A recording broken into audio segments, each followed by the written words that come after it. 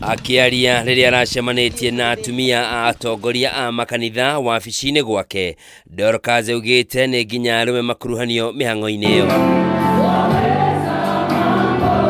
Dorcas ũrĩa wĩkĩrĩire ũreri wa mwana wa kahii ta ũmwe wa maũndũ marĩa egũkorwo agĩthingata na kinyi, augĩte atumia marĩ na itemi harĩ gũtigĩrĩra mwana wa kahii nĩ ahotithio kwĩrũgamia na njĩra ĩyagĩrĩire. And when it comes to matters drugs, I can tell you the drugs are not only in the poor families, they are in the rich families' homes.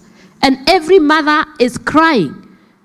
And anytime there is drug issues in the family, the one who suffers is the mother.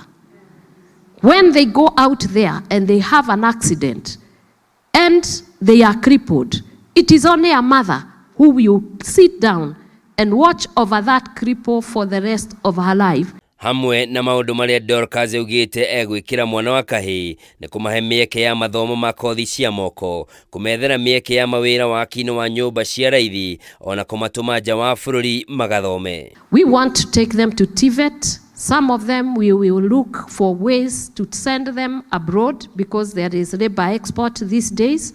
And we are working as an office to make sure, even the office of the First Lady, we are seeing where there are opportunities after they have been de-addicted and skilled, or even unskilled, they can be exported somewhere they don't even find any beer to take.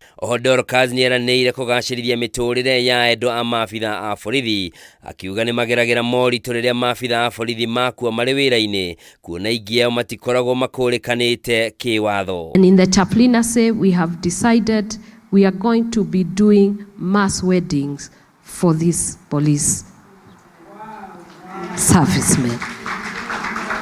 That will reduce the cost and also bring them together so that they can have a legal, the women can have legal status and the children can also have an inheritance. Handũ-inĩ hake mũrũgamĩrĩri wa atumia kaunti-inĩ ya Kiambu wa Mũratha, ũrĩa nĩ ũmwe wa atumia arĩa maracemanĩtie na Dorcas, augĩte bũrũri ũrĩ ũgwati-inĩ wa kũũrwo nĩ rũciaro angĩkorwo mwana wa kahii ndegwĩkĩrĩrwo. That come from Kiambu know, or even now from Mount Kenya, that our children are perishing on drugs and pombe and everything, and we are crying to, but they're not even getting married.